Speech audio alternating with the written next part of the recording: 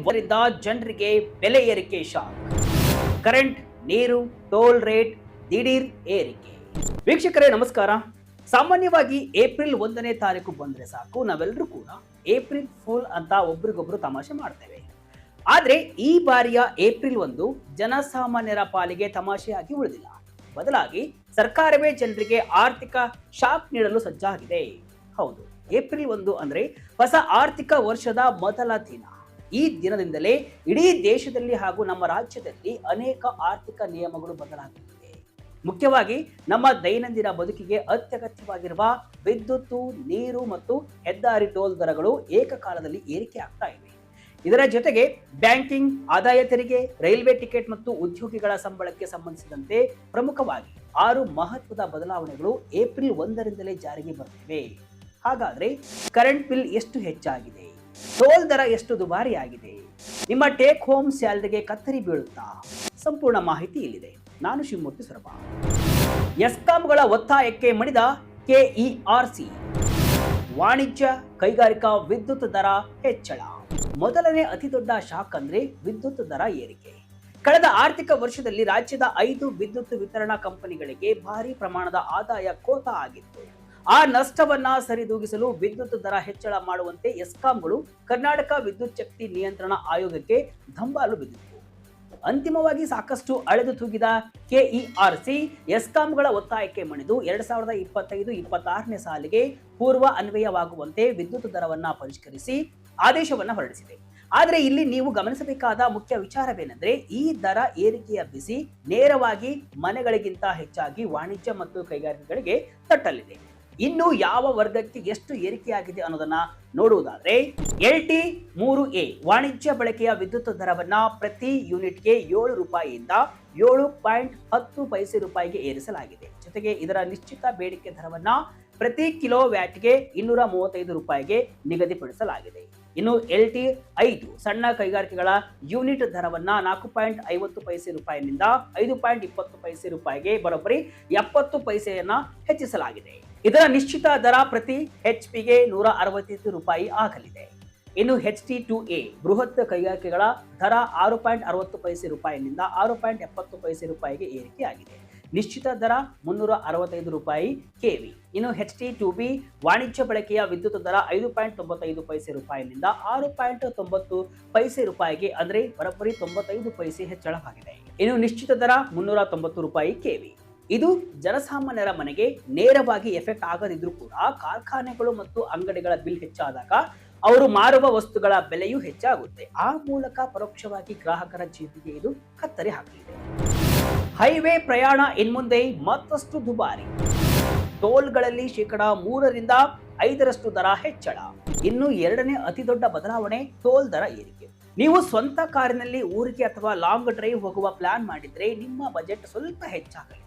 ಭಾರತೀಯ ರಾಷ್ಟ್ರೀಯ ಹೆದ್ದಾರಿ ಪ್ರಾಧಿಕಾರ ಏಪ್ರಿಲ್ 1ರಿಂದಲೇ ಅನ್ವಯವಾಗುವಂತೆ ದೇಶಾದ್ಯಂತ ಟೋಲ್ ಪ್ಲಾಜಾಗಳಲ್ಲಿ 3ರಿಂದ 5% ಶುಲ್ಕವನ್ನ ಹೆಚ್ಚಿಸಿದೆ. ಸಗಟು ಬೆಲೆ ಸೂಚ್ಯಂಕಕ್ಕೆ ಅನುಗುಣವಾಗಿ ಈ ಏರಿಕೆ ಮಾಡಲಾಗಿದೆ ಅಂತ ಅಧಿಕಾರಿಗಳು ತಿಳಿಸಿದ್ದಾರೆ. ಹೊಸ ದರದ ಪ್ರಕಾರ ಕಾರು, ಜೀಪುಗಳಂತಹ ಲಘು ವಾಹನಗಳಿಗೆ 5ರಿಂದ 10 ರೂಪಾಯಿ ಹೆಚ್ಚುವರಿ ಟೋಲ್ ಬೀಳಲಿದೆ. ಬಸ್, ಲಾರಿಗಳಂತಹ ವಾಣಿಜ್ಯ ಬಳಕೆಯ ಬೃಹತ್ ವಾಹನಗಳಿಗೆ 15ರಿಂದ 40 ರೂಪಾಯಿವರೆಗೆ ಶುಲ್ಕ ಅಧಿಕವಾಗಲಿದೆ. ಇದೇ ವೇಳೆ ಟೋಲ್ ಗೇಟ್ಗಳ ಬಳಿ ಓಡಾಡುವ ಸ್ಥಳೀಯರಿಗೆ ನೀಡಲಾಗ್ತಾ ಇದ್ದಂತಹ ವಾರ್ಷಿಕ ಪಾಸ್ ದರವನ್ನ 3,000 ರೂಪಾಯಿಗಳಿಂದ 3,075 ರೂಪಾಯಿಗೆ ಏರಿಕೆ ಮಾಡಲಾಗಿದೆ. ಬೆಂಗಳೂರು ಮಂದಿಗೆ ನೀರಿನ ಬಿಲ್ ಶಾಕ್. 3% ನೀರಿನ ಬಿಲ್ ಏರಿಕೆ. ಇನ್ನು 3ನೇ ಆಘಾತ ನಮ್ಮ ಸಿಲಿಕಾನ್ ಸಿಟಿ ಬೆಂಗಳೂರಿನ ಜನತೆಗೆ. ಬೇಸಿಗೆಯಲ್ಲಿ ಕಾವೇರಿ ನೀರಿಗಾಗಿ, ಟ್ಯಾಂಕರ್ ನೀರಿಗಾಗಿ ಪರದಾಡುತ್ತಿರುವ ಬೆಂಗಳೂರಿಗರಿಗೆ ಜಲ ಮಂಡಳಿ ಗಾಯದ ಮೇಲೆ ಬರೆ ಎಳೆದಿದೆ. ಏಪ್ರಿಲ್ 1ರಿಂದ ಅನ್ವಯವಾಗುವಂತೆ ನೀರಿನ ದರವನ್ನ 3% ಹೆಚ್ಚಳ ಮಾಡಲಾಗಿದೆ. ಒಂದೆಡೆ ಬೋರ್ವೆಲ್ಗಳು ಬತ್ತಿ ಹೋಗಿವೆ, ಇನ್ನೊಂದೆಡೆ ಬರುವ ಸ್ವಲ್ಪ ನೀರಿಗೂ ಹೆಚ್ಚಿನ ಬಿಲ್ ಕಟ್ಟಬೇಕಾದ ಅನಿವಾರ್ಯತೆ ಸಿಟಿ ಜನರದ್ದಾಗಿದೆ. ಏಪ್ರಿಲ್ 1ರಿಂದ ಬದಲಾಗಲಿರುವ 6 ಪ್ರಮುಖ ರೂಲ್ಸ್. ವೀಕ್ಷಕರೇ, ಈ ಬಿಲ್ ಏರಿಕೆಗಳ ಜೊತೆಗೆ ನಮ್ಮ ದೈನಂದಿನ ಆರ್ಥಿಕ ವ್ಯವಹಾರಗಳಿಗೆ ಸಂಬಂಧಿಸಿದ 6 ಅತ್ಯಂತ ಮಹತ್ವದ ನಿಯಮಗಳು ಏಪ್ರಿಲ್ 1ರಿಂದ ಜಾರಿಗೆ ಬರುತ್ತಿವೆ. ಆ 6 rules: Postpart dryness due to sensitive skin. Himalaya Baby Bar with pure cow ghee helps improve skin immunity and prevent ಯಾವುವು ಅಂತ ಒಂದೊಂದಾಗಿ ನೋಡ್ತಾ ಹೋಗೋಣ. ನಂಬರ್ 1, ಹೋಟೆಲ್ ಬಿಲ್ ಮತ್ತು ಪ್ಯಾನ್ ಕಾರ್ಡ್. ನೀವು ಯಾವುದಾದ್ರೂ ದೊಡ್ಡ ಪಂಚತಾರ ಹೋಟೆಲ್ ಅಥವಾ ರೆಸ್ಟೋರೆಂಟ್ಗೆ ಹೋಗಿ ಪಾರ್ಟಿ ಮಾಡಿ ಅಲ್ಲಿ ನಿಮ್ಮ ಬಿಲ್ 1 ಲಕ್ಷ ರೂಪಾಯಿ ದಾಟಿದ್ರೆ ಇನ್ಮುಂದೆ ಕಡ್ಡಾಯವಾಗಿ ನಿಮ್ಮ ಪ್ಯಾನ್ ಕಾರ್ಡ್ ವಿವರವನ್ನ ನೀಡಲೇಬೇಕು. ಕಪ್ಪು ಹಣ ಬಳಸಿ ಐಷಾರಾಮಿ ಜೀವನ ನಡೆಸುವವರಿಗೆ ಬ್ರೇಕ್ ಹಾಕಲು ಆದಾಯ ತೆರಿಗೆ ಇಲಾಖೆ ಈ ಕಟ್ಟುನಿಟ್ಟಿನ ರೂಲ್ಸ್ ಅನ್ನ ತಂದಿದೆ. Number 2, ಬೆಂಗಳೂರಿಗರಿಗೆ HRA good news. ಇದು ಟೆಕ್ಕಿಗಳಿಗೆ ಮತ್ತು ಖಾಸಗಿ ಉದ್ಯೋಗಿಗಳಿಗೆ ಬಂಪರ್ ಸುದ್ದಿ.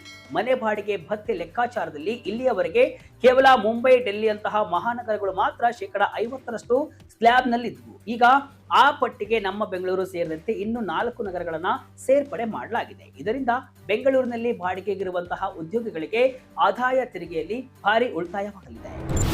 Number 3, railway ticket cancellation rules.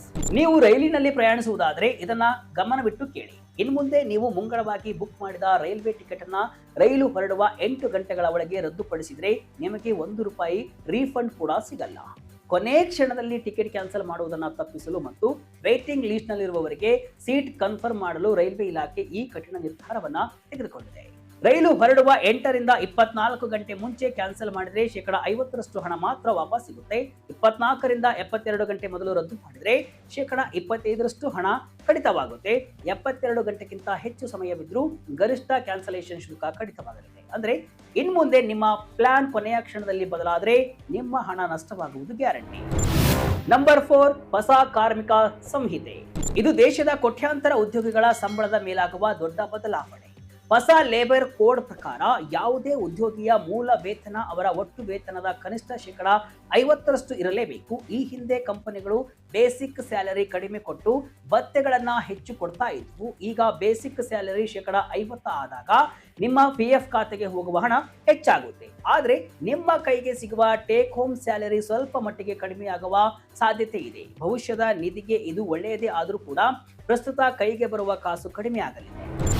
Number 5, ಟೋಲ್ಗಳಲ್ಲಿ ಕಂಪ್ಲೀಟ್ ಕ್ಯಾಶ್ಲೆಸ್. ಹೆದ್ದಾರಿ ಟೋಲ್ ಗೇಟ್ಗಳಲ್ಲಿ ಏಪ್ರಿಲ್ 1 ರಿಂದ ನಗದು ಪಾವತಿಯನ್ನ ಸಂಪೂರ್ಣವಾಗಿ ಸ್ಥಗಿತಗೊಳಿಸಲಾಗಿದೆ. ಇನ್ನು ಮುಂದೆ ಕೇವಲ ಫಾಸ್ಟ್ಯಾಗ್ ಮೂಲಕ ಮಾತ್ರ ಹಣವನ್ನ ಪಾವತಿಸಬೇಕು. ಕ್ಯಾಶ್ ಕೊಟ್ಟು ಹೋಗ್ತೇನೆ ಅಂದ್ರೆ ಗೇಟ್ ಓಪನ್ ಆಗಲ್ಲ. ನಂಬರ್ 6, 10 ಲಕ್ಷದವರೆಗೆ ಪ್ಯಾನ್ ಬೇಡ. ಇನ್ನು ಸಣ್ಣ ಪುಟ್ಟ ವ್ಯಾಪಾರಿಗಳಿಗೆ, ಸಾಮಾನ್ಯ ಜನರಿಗೆ ಇದು ರಿಲೀಫ್ ಕೊಡುವ ಸುದ್ದಿ. ಹೊಸ ಆದಾಯ ತೆರಿಗೆ ಕಾಯ್ದೆಯ ಅನ್ವಯ ಒಂದು ಹಣಕಾಸು ವರ್ಷದಲ್ಲಿ ನೀವು ಬ್ಯಾಂಕ್ನಲ್ಲಿ ಒಟ್ಟು 10 ಲಕ್ಷ ರೂಪಾಯಿ ಒಳಗಿನ ಹಣವನ್ನ ಠೇವಣಿ ಮಾಡಿದ್ರೆ ಅದಕ್ಕೆ ಪ್ಯಾನ್ ಕಾರ್ಡ್ ನಮೂದಿಸುವ ಅಗತ್ಯವಿಲ್ಲ. ಇದರಿಂದ ಸಣ್ಣ ಉಳಿತಾಯದಾರರಿಗೆ ಪಾನ್ ಕಾರ್ಡ್ ಲಿಂಕ್ ಮಾಡುವ ಕಿರಿಕಿರಿ ತಪ್ಪಿದಂತಾಗಿದೆ. ATM ನಿಂದ ಹಣ ತೆಗೆಯುವ ಮುನ್ನ ಎಚ್ಚರ. ಇನ್ನು HDFC ಬ್ಯಾಂಕ್ ಗ್ರಾಹಕರು ಇನ್ಮುಂದೆ UPI ATM ಮೂಲಕ ಹಣ ತೆಗೆದರೂ ಅದನ್ನ ಉಚಿತ ಮಿತಿಯೊಳಗೆ ಸೇರಿಸಲಾಗ್ತಾ ಇದೆ. 5 ಬಾರಿಗಿಂತ ಹೆಚ್ಚು ಹಣ ತೆಗೆದರೆ ಪ್ರತಿ ಬಾರಿಗೆ 23 ರೂಪಾಯಿ ಶುಲ್ಕವನ್ನ ತೆರಬೇಕಾಗುತ್ತೆ. ಇನ್ನು ಬಂಧನ್ ಬ್ಯಾಂಕ್ ಕೂಡ ತನ್ನ ಗ್ರಾಹಕರಿಗೆ ಮೆಟ್ರೋ ನಗರಗಳಲ್ಲಿ 3 ಬಾರಿ ಮತ್ತು ಗ್ರಾಮೀಣ ಭಾಗದಲ್ಲಿ 5 ಬಾರಿ ಮಾತ್ರ ಉಚಿತ ಅವಕಾಶವನ್ನ ನೀಡಲಿದೆ. ಬ್ಯಾಲೆನ್ಸ್ ಇಲ್ಲದೆ ಟ್ರಾನ್ಸಾಕ್ಷನ್ ಫೇಲ್ ಆದರೆ 25 ರೂಪಾಯಿ ದಂಡ ಕಟ್ಟಬೇಕು. ಒಟ್ನಲ್ಲಿ ಏಪ್ರಿಲ್ ತಿಂಗಳ ಆರಂಭವೇ ಸಾಮಾನ್ಯ ಜನರಿಗೆ ಬೆಲೆ ಏರಿಕೆಯ ಬಿಸಿಯನ್ನ ಹೊತ್ತು ತಂದಿದೆ. ಒಂದೆಡೆ ಕರೆಂಟ್ ಬಿಲ್, ಟೋಲ್ ಬಿಲ್, ನೀರಿನ ಬಿಲ್ ಏರಿಕೆಯಾಗಿ ಜೇಬಿಗೆ ಕತ್ತರಿ ಬೀಳ್ತಾ ಇದ್ರೆ ಇನ್ನೊಂದೆಡೆ ಲೇಬರ್ ಕೋಡ್, ಟ್ಯಾಕ್ಸ್ ನಿಯಮಗಳು ನಿಮ್ಮ ಆರ್ಥಿಕ ಲೆಕ್ಕಾಚಾರಗಳನ್ನೇ ಬದಲಾಯಿಸಿವೆ. ಕೈಗಾರಿಕಾ ವಿದ್ಯುತ್ ದರ ಏರಿಕೆಯು ಪರೋಕ್ಷವಾಗಿ ದಿನಬಳಕೆ ವಸ್ತುಗಳ ಬೆಲೆ ಹೆಚ್ಚಳಕ್ಕೆ ದಾರಿಯಾಗುವ ಆತಂಕವಿದೆ. ಇನ್ನು ಬದಲಾದ ಬ್ಯಾಂಕಿಂಗ್ ಮತ್ತು ರೈಲ್ವೆ ನಿಯಮಗಳು ಸಾರ್ವಜನಿಕರಲ್ಲಿ ಶಿಸ್ತು ಮೂಡಿಸುವ ಉದ್ದೇಶವನ್ನ ಹೊಂದಿದ್ರೂ ಕೂಡ ಸಾಮಾನ್ಯ ಜನರಿಗೆ ಇದು ಹೊರೆಯಾಗಿ ಪರಿಣಮಿಸಬಹುದು. ಬದಲಾಗುತ್ತಿರುವ ಈ ಹೊಸ ಆರ್ಥಿಕ ವ್ಯವಸ್ಥೆಗೆ ಹೊಂದಿಕೊಳ್ಳುವುದು ಮತ್ತು ಜಾಣ್ಮೆಯಿಂದ ಹಣಕಾಸು ನಿರ್ವಹಣೆ ಮಾಡುವುದು ಇಂದಿನ ಅನಿವಾರ್ಯತೆಯಾಗಿದೆ. ಸರ್ಕಾರದ ಈ ಹೊಸ ನಿಯಮಗಳು ಮತ್ತು ಬೆಲೆ ಏರಿಕೆಯ ಬಗ್ಗೆ ನಿಮ್ಮ ಅನಿಸಿಕೆ ಏನು? ಇದರಿಂದ ನಿಮ್ಮ ತಿಂಗಳ ಬಜೆಟ್ ಮೇಲೆ ಎಷ್ಟು ಪರಿಣಾಮ ಬೀರಲಿದೆ? ಕಮೆಂಟ್ ಮೂಲಕ ತಿಳಿಸಿ.